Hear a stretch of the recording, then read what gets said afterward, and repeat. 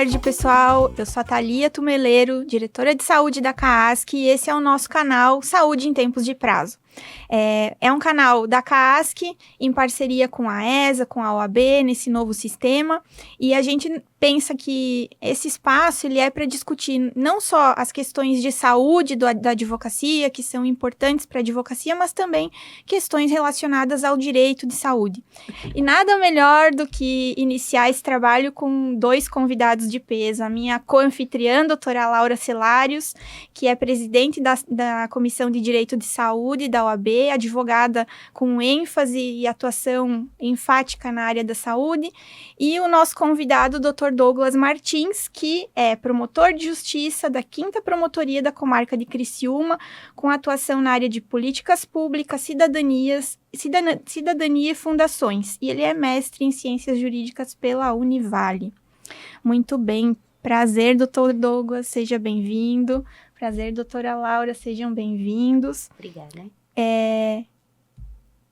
Então, a nossa ideia para começar esse podcast é discutir um pouco de política pública da saúde mental e os desafios que são mais atuais sob a perspectiva da nossa Lei 10/2016 de 2001. Uhum. Nós temos aqui até um pequeno roteiro, mas a gente precisa conversar um pouco sobre o âmbito de atuação da lei, na sua perspectiva, o que o senhor acha que depois desses mais de 20 anos de vigência da lei pode mudar, o que a gente pode pensar de cenários futuros e também os desafios, né, da saúde mental nesse ambiente novo, né, século XXI, em que nós estamos tão bombardeados por tecnologia, pelo tempo, né, que é cada vez mais escasso. Então, gostaria de ouvir o Dr. Douglas e as suas contribuições. Boa tarde. Boa tarde, obrigado, é um prazer, cumprimento aqui os nobres colegas advogados, advogadas que estejam acompanhando esse podcast e todos os demais ouvintes, né? É um prazer poder estar aqui conversando com vocês sobre saúde mental, um tema que vem permeando os trabalhos do Ministério Público, mais especificamente os meus trabalhos nos últimos anos. E é um tema sobre o qual a gente está sempre falando, porque ele está cada vez mais latente, cada vez mais premente. A gente tem um aumento bastante significativo das condições e das buscas por atenção à saúde mental após o período de pandemia. Foi um período muito difícil, muito duro. Já vinha havendo uma crescente muito considerável, né? A gente percebe filas de espera muito grandes por atendimento psicológico nos municípios, dentro do Sistema Único de Saúde, uma busca dentro da rede privada, a necessidade de ampliação dos nossos equipamentos para fortalecer esses atendimentos por conta da necessidade, da busca das pessoas por atenção à saúde mental, não só para a sua recuperação de saúde, mas também para a promoção e para a prevenção dos agravos, que é um foco talvez ainda muito incipiente dentro da política pública, né? Mas falando da 10.216, ela vem como uma consolidação de um movimento que já vem desde a década de 70 e que vem se construindo a partir de movimentos populares, de discussões sanitaristas a respeito da necessidade de uma reforma psiquiátrica, de uma reforma do nosso paradigma de atenção à saúde mental, num movimento de fechamento e de abandono do modelo hospitalocêntrico, né? Tentando trazer dignidade, respeito aos direitos humanos e promoção de cuidados em liberdade. Então ela consolida esse marco e ela traz um novo paradigma, digamos assim. Mas ela ainda tem até hoje um desafio enorme de vencer a estrutura simbólica que vinha sendo implementada e que continua ainda bastante latente no imaginário social, de que os transtornos mentais se tratam ou se atendem, digamos assim, em regime hospitalar, em regime de afastamento do convívio social. A gente ainda tem uma mentalidade muito centrada em, ele faz uso de drogas de forma prejudicial, ele está com algum sofrimento mental mais intenso, ele precisa ser internado, que isso vai resolver a situação dele. E essa mentalidade, ela gera um tensionamento entre esses dois modelos. E ao mesmo tempo em que ela dificulta a ampliação desses espaços de cuidados que foram pensados a partir da Lei 10.216, que é da Rede de Atenção Psicossocial, em especial os CAPs, o Centro de Atenção Psicossocial, os atendimentos em torno dessa estrutura de cuidado em liberdade, que deveria começar lá na atenção primária, lá na unidade básica de saúde, mas que a gente também tem bastante dificuldade de implementar, e essa visão ainda muito presente, muito forte, que a gente vai tentando romper e que a gente percebe que vai havendo avanço, né? Aos poucos, essa lógica, essa ideia de que o cuidado tem que ser em liberdade, ela vai avançando e ela vai ganhando espaço, mas ainda conflita significativamente, o que dificulta essa ampliação de cuidados, né? Então, pensando em rede de atenção, na Lei 10.216, o que a gente percebe ainda é a necessidade de vencer esse paradigma, vencer esse imaginário que ainda estava muito voltado para um tratamento hospitalocêntrico. É sempre muito bom ouvi-lo, né, Dr. Douglas? Esse tema... Assim, o que é muito importante a gente ter essa perspectiva histórica, até pra gente entender aonde a gente estava e para onde a gente foi. E eu acho que essa evolução, ela de fato foi, assim, um salto muito grande, né? Hoje a gente pensa em saúde mental, hoje a gente tem política pública para saúde mental, mas ainda falta muito evoluir. E exatamente nesse sentido, essa cultura, né, da internação, e a gente percebe isso, inclusive, porque a gente tem também uma judicialização para internação, inclusive, porque a gente sabe que o sistema ali, hoje a gente tem uma fila regulada pelo CISREG, e essa fila não zera, né? A maior parte dos hospitais que hoje fazem ali, tem um atendimento psiquiátrico de internação para SUS, leito SUS, não dão conta, né? Então a gente sempre tem ali uma fila de espera. E aí, quando tá em crise, em surto, às vezes a medida é judicializar para, enfim, né, entre aspas, furar essa fila e conseguir o atendimento. Sim. E muitas das vezes essa crise vem por quê? Porque não é feito o acompanhamento pós-internação. Então, acho que hoje, assim, né, o que eu vejo que a gente precisa pensar em relação à questão de políticas públicas, pensar em soluções, é manutenção do acompanhamento. E às vezes um CAPS, um RAPS, enfim, eles até têm a vaga, mas por conta dessa questão de eu só vou quando eu estiver muito ruim e vou ser internado, não há continuidade desse tratamento. Então, assim, como que o doutor vê, o que a gente poderia fazer, acho que além da educação, claro, né? Sim. Mas enquanto pensadores, né, de soluções para políticas públicas, o que a gente poderia, enfim, propor? Você traz um elemento aí que é bastante importante, que é o estigma, que ele ainda é muito presente, ele ainda é muito constante, né? De que a saúde mental, ela é um tema a ser pensado ou no nível da superficialidade. Então, a saúde mental é manter os meus exercícios em dia, é me alimentar bem. Não que isso, de fato, não seja cuidado de saúde mental, mas não é o cuidado de saúde mental que alcança a grande maior parcela da população que realmente necessita dessas intervenções por meio do sistema público de saúde, né?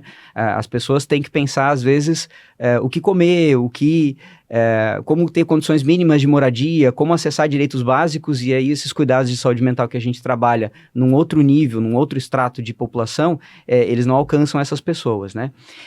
E aí você entra numa referência em que a intervenção, quando ela acontece, por diversos fatores, né? Você mencionou um, que é o estigma, faz com que a pessoa não procure atendimento de saúde mental quando está em sofrimento mental e só faça com que isso, ou só vá buscar quando de fato entrar em crise.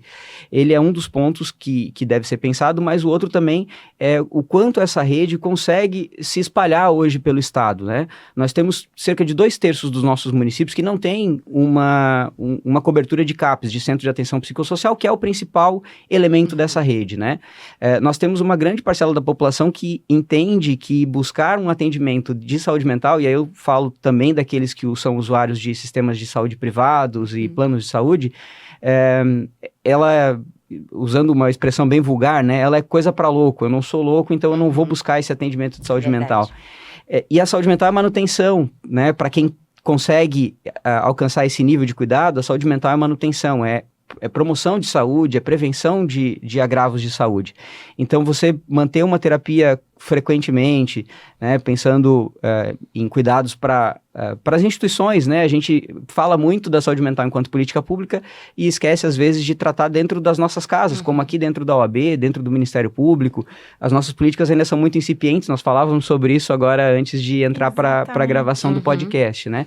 Então, estimular esses cuidados, né? Eu faço análise uma vez por semana já tem mais de 10 anos. Eu tenho o privilégio de poder acessar esse tipo de serviço e ele é fundamental para a manutenção de saúde mental, para a redução dos agravos que o estresse da profissão e que aquilo com que a gente precisa lidar diariamente, né? Porque nós que trabalhamos com as mazelas da sociedade, né? O jurídico é isso, é trazer para estrutura, para o campo do direito, as mazelas sociais. Sim, eu brinco.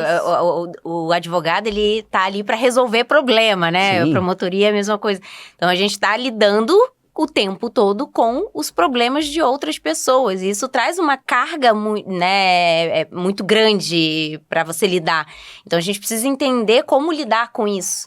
Né? E aí eu já vou pegar o gancho até para falar, a gente precisa falar de saúde mental, porque assim, além da gente falar, claro, a gente precisa debater, precisa educar essa questão da saúde de uma maneira geral, enquanto políticas públicas, mas a gente também não pode só falar de políticas públicas e deixar ali no âmbito do profissional, né? A gente precisa tratar também a questão da saúde mental no ambiente saudável de trabalho, né? Enquanto a gente lida com essas situações do nosso dia a dia, que por si só tem uma carga maior de responsabilidade, de lidar com problemas.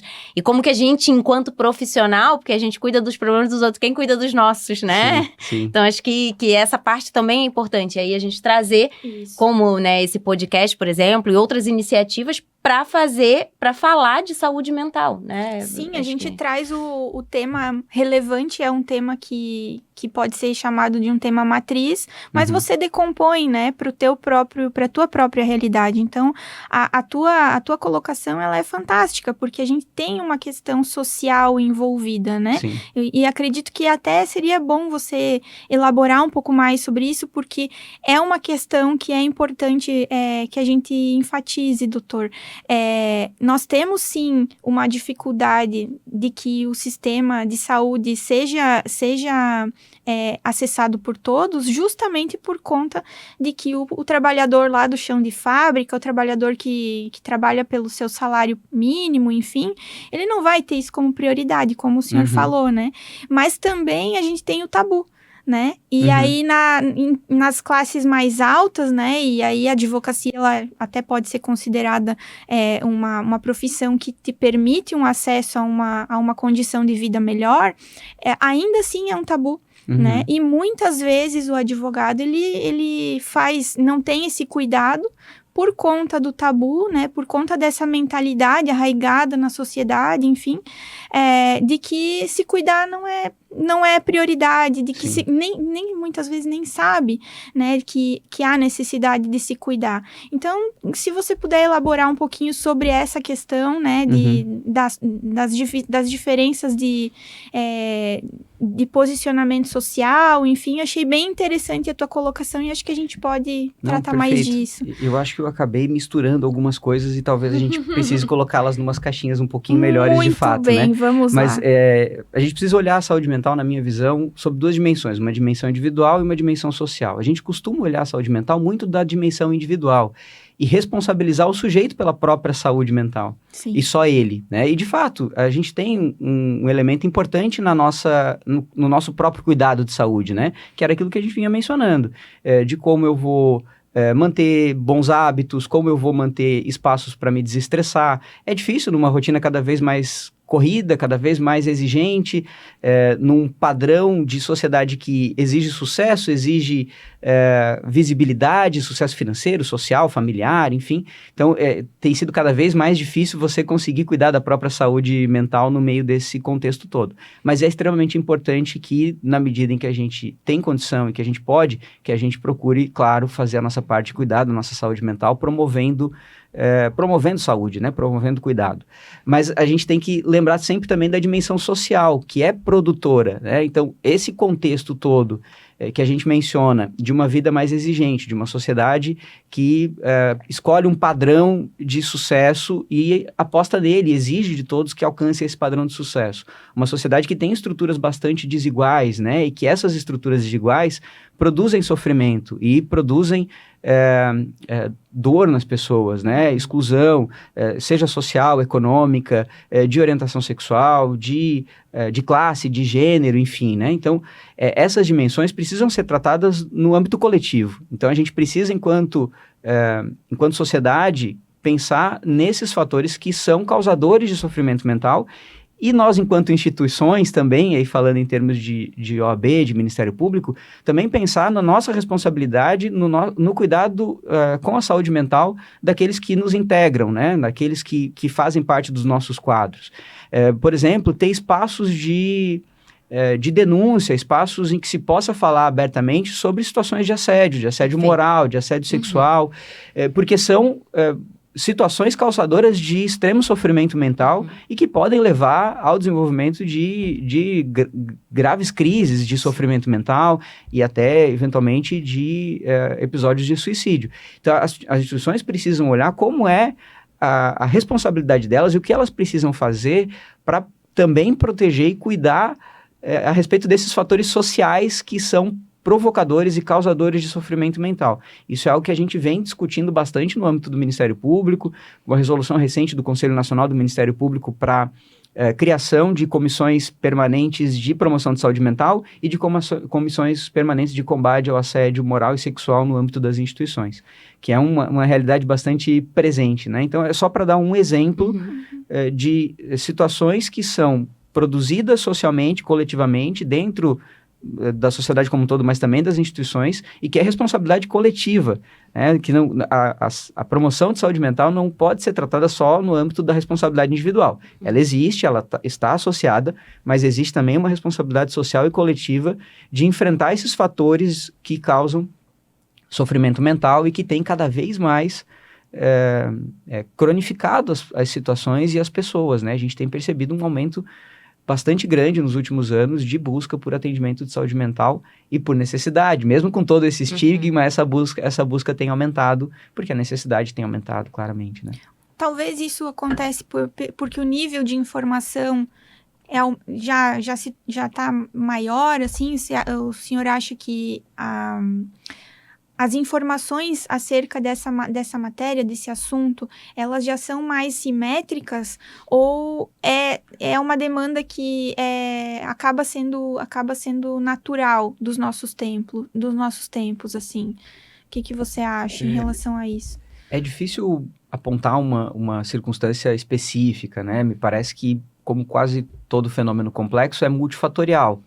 Então, a velocidade de informação, os nossos dias hoje cada vez menos conseguindo dar conta de todas as necessidades e os afazeres, essa exigência constante de maior produtividade, a velocidade com que as coisas chegam para a gente, né? É um nível de informação que, se pensar há 10, 15 anos atrás, não era nem próximo do que a gente tem hoje. Hoje, as informações chegam muito rápido e em volume muito grande e em estímulos bastante diversos, né? Então, são muitos fatores que vêm contribuindo, né? Nós vivenciamos recentemente um período que foi altamente desafiador, altamente produtor de sofrimento, seja pelas perdas de vidas que aconteceram nesse período, seja por todas as consequências e restrições que também nos afetaram e que trazem reflexos, sem sombra de dúvida, ainda que reflexos não reconhecidos, não percebidos, não assumidos, digamos assim, mas trazem reflexos. Então, tudo isso, me parece, são elementos que vão compondo essa realidade. E é uma realidade na qual a saúde mental vem sendo um assunto cada vez mais constante e mais necessário. E, ao mesmo tempo, que bom que hoje a gente tem tanto espaço para trazer informação, para falar a respeito e para auxiliar as pessoas a compreenderem o que acontece com elas e a buscarem ajuda, que é um ponto bastante importante dentro dessa dentro dessa temática, dessa discussão, né? É engraçado, o doutor falou a respeito da questão da sobrecarga relacionada ao que a sociedade impõe como sucesso profissional, sucesso pessoal, e aí a gente percebe que houve, de uns anos para cá, a gente teve um aumento muito grande de diagnósticos de burnout, né, que associados a justamente sobrecarga de trabalho. E aí, pegando aqui o gancho também do que a doutora Thalia falou a respeito da questão talvez, né, essas pessoas estejam procurando mais por conta da questão das informações. E aí o burnout, ele inclusive entrou oficialmente para a lista de doenças ocupacionais. Então, a gente percebe que realmente essa questão da informação, da busca, claro, quebra alguns tabus. Mas ainda assim, eu vou bater na tecla, né? Eu ainda acho que a gente realmente precisa de mais espaço, precisa falar mais a respeito de saúde mental de uma maneira geral, né? É claro que é importante de política pública, mas realmente, falar de saúde mental como na esfera do cuidado, não só do indivíduo, mas também da responsabilidade das instituições, e aí instituições de uma maneira geral, inclusive dos ambientes de trabalho, né? Porque não adianta a gente falar só da política antimanicomial e, né, silenciar a respeito do que acontece dentro dos ambientes de trabalho, dentro das instituições. Então, a gente precisa, assim, trazer isso para a mesa de debate e levar essa informação a quem precisa ter e talvez até mesmo para que ela tenha, digamos assim, quebre ali o estigma e tenha coragem de procurar o auxílio aqui que a gente está falando, né? E aí, justamente dentro desse contexto e dessa perspectiva que a senhora traz, falar a respeito também nos traz uma responsabilidade. Por isso que esses assuntos são sempre associados. Falar sobre cuidado de saúde mental e trazer informação. Eu não sabia e nunca tinha ouvido falar de burnout até 6, 7 anos atrás. Então, embora o conceito já seja mais antigo, não era algo sobre o qual se falava de forma tão aberta, de forma tão frequente, né? Foi quando eu comecei a trabalhar de forma mais dedicada com a temática da saúde que esse assunto começou a ficar mais familiar para mim, né? Só que quando as pessoas começam a poder identificar, elas também precisam ter onde buscar auxílio, né? Não adianta a gente falar a respeito dos assuntos... corretos, inclusive, né? Exato, os lugares corretos para buscar auxílio. Então, enquanto instituição, falar a respeito também nos traz uma responsabilidade de conseguir acolher esse público e de ter políticas específicas para acolher esse público e, enquanto políticas públicas, de ter políticas públicas implementadas. Então, não adianta o cidadão lá de Iraceminha ouvir falar e assistir o podcast hoje no YouTube, porque em qualquer lugar do estado ele vai conseguir ouvir esse podcast aqui. Eu não quis falar de Iraceminha como um desprestígio, muito pelo contrário. Pensando em uma cidade pequena do estado e que fique distante aqui de onde a gente está gravando esse podcast, mas que pode tranquilamente acessar um link do YouTube ou a página da CASC e ouvir o podcast. E ele vai ter que saber e vai ter que ter lá equipamentos que vão poder acolhê-lo. E aí a gente entra no nosso déficit de implementação de política pública. Sim. Porque a gente adota um modelo, a gente sai de um modelo hospitalocêntrico para um modelo de cuidado em território. Mas, em compensação, a gente não tem... Não é efetivo ainda, os equipamentos de cuidado em território. E aí você fica, talvez, mantendo até essa mentalidade de que eu preciso da hospitalização para tratar esse tipo de condição, justamente porque eu ainda não tenho condições de tratar esse tipo de condição de forma adequada em liberdade. E aí eu crio, em certa medida, um vazio, né? Acho que a gente evoluiu no ponto de hoje conseguir ter mais acesso à informação, mas aí a política pública não está acompanhando a evolução informacional. Acho que, né, acho que talvez dizer... Porque aí, justamente, ele vai ter o acesso à informação, sabe o que procurar, o que fazer, mas aí quando ele chegar lá, ele não vai ter aquela assistência ali que deveria ter.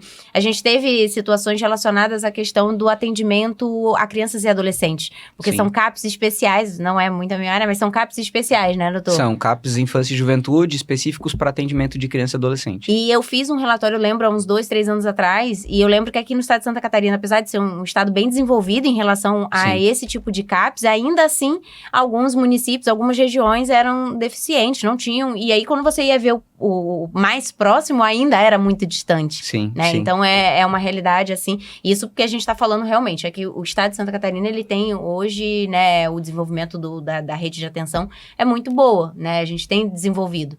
Mas, ainda assim, ainda há um déficit muito grande, né? Sim. No aspecto da advocacia, a gente tem esse desafio todos os dias na CASC, né? E eu tenho que trazer isso para o meu chão de trabalho de todo dia. E a gente tem essa preocupação de trazer elementos para que o advogado possa ser cuidado e ter a atenção antes de chegar à necessidade de um atendimento clínico. Então, Perfeito. por exemplo, nós temos toda a questão relacionada ao esporte, à saúde mental. A CASC, ela tem uma preocupação muito grande em desenvolver políticas públicas para a advocacia relacionadas a isso. Então, nós temos, por exemplo, o programa Psicologia Viva, que oportuniza para o advogado a um preço módico, sessões de terapia, né? Nós temos grupos de corrida, campeonatos de vários esportes e um estímulo muito grande à prática de esportes, né? Então, existem várias atividades, tem uma preocupação muito grande também com a saúde mental em si, né? Campanhas de estímulo à saúde mental, uma preocupação em tentar desenvolver uma pesquisa sobre saúde mental na advocacia também. É importante. E estamos pensando nisso. Mas, assim, o que a gente vê, doutor, é que nesse último período a gente sempre tira a pandemia como parâmetro, né?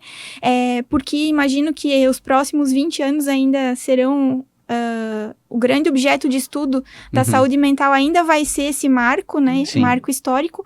Mas eu percebo que, posterior à pandemia, a gente tem um outro momento em que as coisas estão muito rápidas, né? E aí tem que ter essa preocupação também, porque a Lei 10.216, ela tem um marco principiológico, né? A gente vê que tem uma principiologia que ela não venceu, ela não perdeu a validade. Não estou falando do ponto de vista de vigência, mas estou falando do ponto de vista da importância, né? Para a criação de políticas públicas, e aí, quando a gente fala em políticas públicas, a gente tem que falar delas, mesmo sem propor algo exatamente concreto, porque só o fato de falar da criação delas é necessário para que a gente possa pensar em alternativas, né? E essa principiologia, eu vejo que ela é muito atual ainda, né? Apesar de ter mais de 20 anos de lei, a gente consegue pensar na lei com olhos muito atuais, né? E aí eu queria ouvir um pouquinho de ti, assim, o que a gente pode pensar sobre caminhos, sobre o que vocês vêm pensando também no Ministério Público sobre caminhos para a sociedade, porque a gente sabe que a questão da luta antimanicomial, o acesso sempre muito difícil, mas também ouvir de ti o que a gente pode pensar em relação a futuro, né? Sobre a aplicação dessa lei.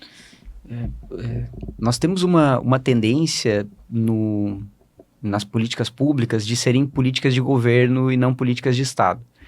E nessa perspectiva, nós gostamos de ser muito criativos, né? De tentar implementar coisas novas, de inventar a partir de uma concepção que vai sendo criada e de uma visão que vai sendo estimulada de que o que está aí nunca funciona, né? Então, sempre o que vai vir é melhor do que está posto. Quando nós nem implementamos o que está posto. Exato.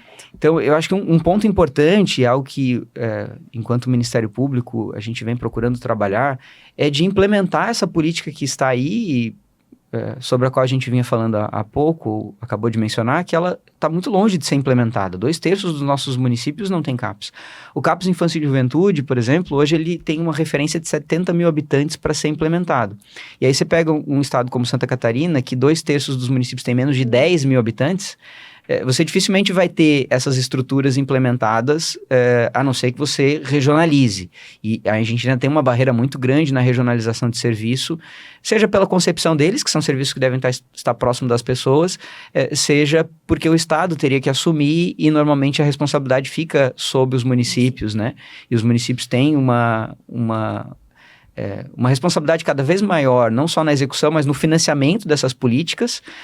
O bolo que antes era de cerca de 30% do valor que era destinado à manutenção de política pública de saúde era dos municípios, o restante União e Estado. Hoje o município custeia mais de 50% daquilo que costuma ser investido em saúde, mais de 30% em média da receita líquida corrente dos municípios vem sendo investidas em saúde, enquanto o Estado investe próximo de 14% e a União próximo dos 12%. Então, o Estado e a União vêm reduzindo o seu investimento enquanto os municípios vêm precisando aumentar para compensar essa falta de investimento.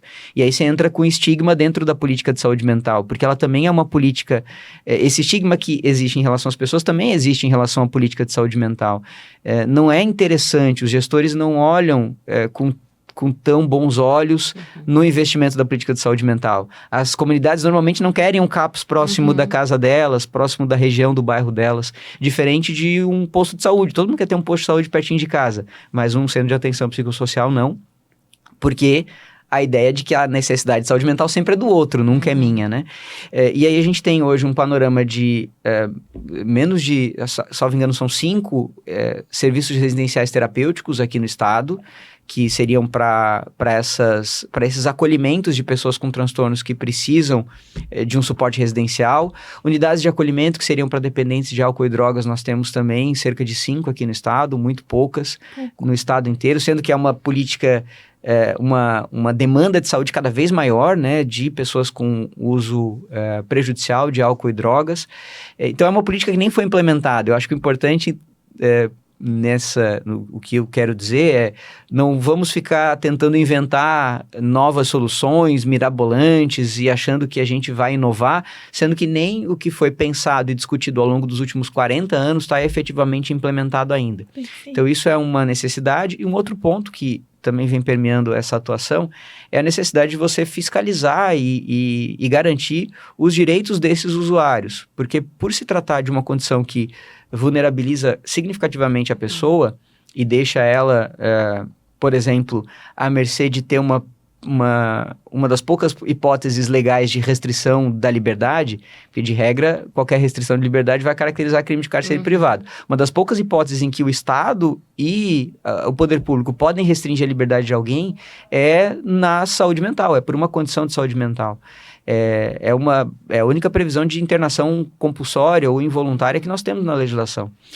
E aí é preciso fiscalizar para que ela seja usada com rigor e pensando nos benefícios da saúde dessas pessoas. E não com outras finalidades, né? Não com finalidade de afastar esses usuários de um espaço social, enfim. Então isso também vem sendo um objeto importante de fiscalização pelo Ministério Público por meio das comunicações de internações involuntárias que são feitas à instituição.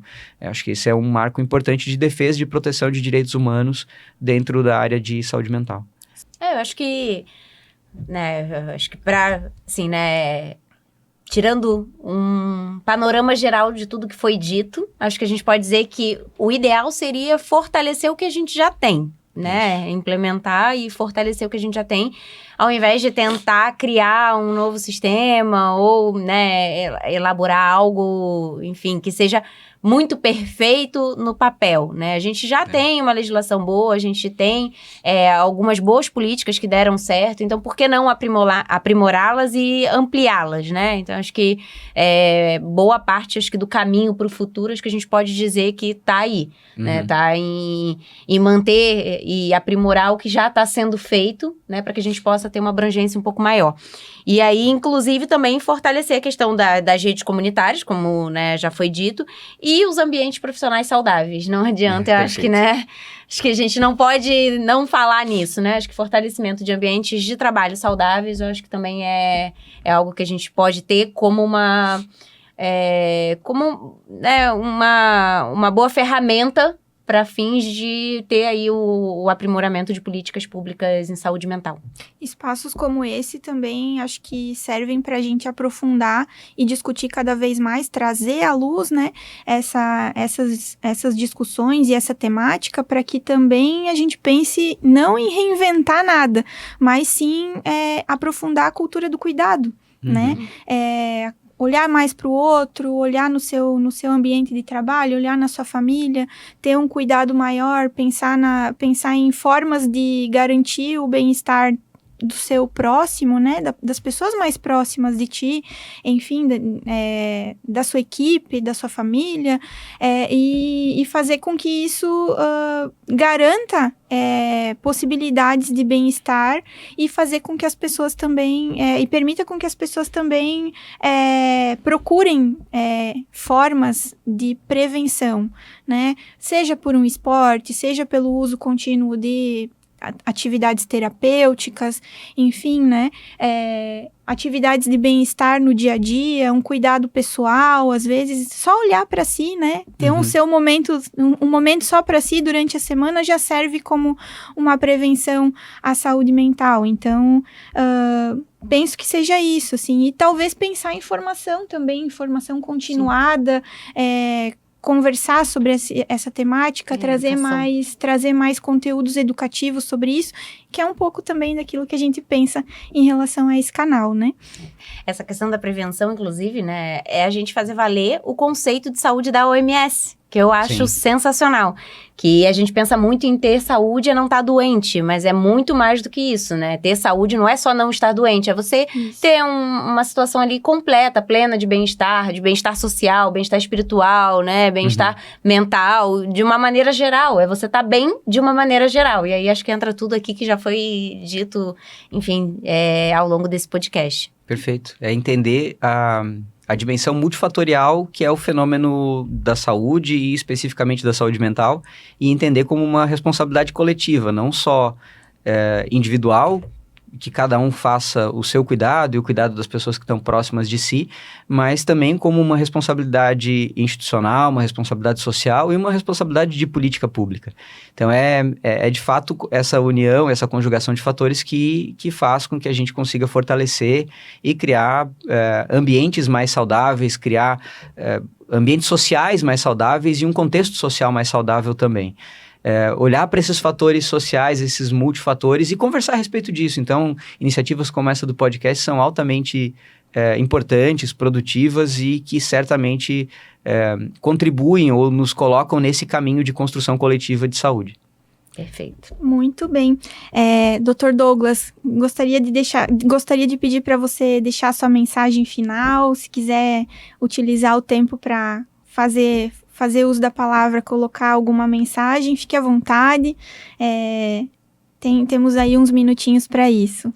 Eu só gostaria, então, de agradecer novamente o convite. É um prazer poder estar aqui conversando com vocês, louvar novamente a iniciativa do podcast e esperar que ele tenha bastante sucesso e vida longa, trazendo cada vez mais informação e discussão a respeito de saúde, não só de saúde enquanto política pública, mas de saúde também na dimensão de cuidado, que são funções importantes aqui da Ordem dos Advogados do Brasil, da CAASC, e que certamente estão sendo muito bem cumpridas a partir dessa iniciativa. Então, obrigado novamente pelo convite, pela oportunidade. Obrigada, doutora Laura, sua mensagem final. Se quiserem também deixar alguma indicação de material complementar, fique à vontade. Obrigada pelo convite também, é uma honra, né, estar aqui ao lado do Dr. Douglas, né, doutora Thalia, diretora, está fazendo um trabalho excepcional na diretoria da CAASC Saúde, trazendo pautas importantes para a gente debater em âmbito da advocacia. Estamos aprendendo. Que como eu falei, né, a gente lida, principalmente quem lida advogando na área da saúde, a gente lida muitas das vezes ali com uma situação muito crítica de um paciente, a gente às vezes precisa judicializar, pedir uma medicação, uma cirurgia. Às vezes dá certo, às vezes não. Então, né, é algo que a gente precisa, querendo ou não, a gente traz. Somos humanos, né? Então, a gente absorve um pouco, sim. Às vezes a gente fica triste, sim, com uma decisão desfavorável.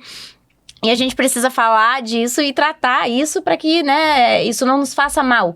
Eu, por exemplo, medito, né, quem me acompanha sabe, eu medito diariamente, não fico um dia sem meditar. Desde 2018, foi pouco antes da pandemia, e na pandemia eu intensifiquei. E eu trabalhei na pandemia ali, né, na linha de frente, então essa carga realmente... E a meditação me ajudou muito. E não é clichê, né? Então, assim, a gente precisa ter também esse momento, né, a responsabilidade, ela é solidária, né, como o Dr. Douglas muito bem colocou, mas a gente, enquanto indivíduo, então, vamos pensar um pouquinho em nós, vamos ter esse momento de autocuidado. Então, eu acho que eu faço esse apelo, né, para que cada um tenha aí seu momento diário de autocuidado. Eu acho isso extremamente importante. Além de, claro, né, numa situação um pouco mais crítica, procure ajuda necessária, né, não deixe que o estigma, o tabu, te impeça de procurar esse auxílio, de procurar essa ajuda. Eu acho que essa seria a minha mensagem. Esse foi o nosso canal, nosso primeiro episódio do canal Saúde em Tempos de Prazo. Falamos aqui um pouco sobre saúde mental na perspectiva da Lei 10.216 de 2001, com o Dr. Douglas Martins, promotor de justiça da comarca de Criciúma e mestre em ciências jurídicas pela Univale, com a doutora Laura Celários, que é presidente da Comissão de Direito da Saúde e advogada atuante na área da saúde, comigo, Thalia Tumeleiro, diretora de saúde da CAASC, e vamos pensar aí que a gente precisa pensar em saúde também, porque prazo corre, mas a saúde não espera. Até a próxima e um abraço a todos.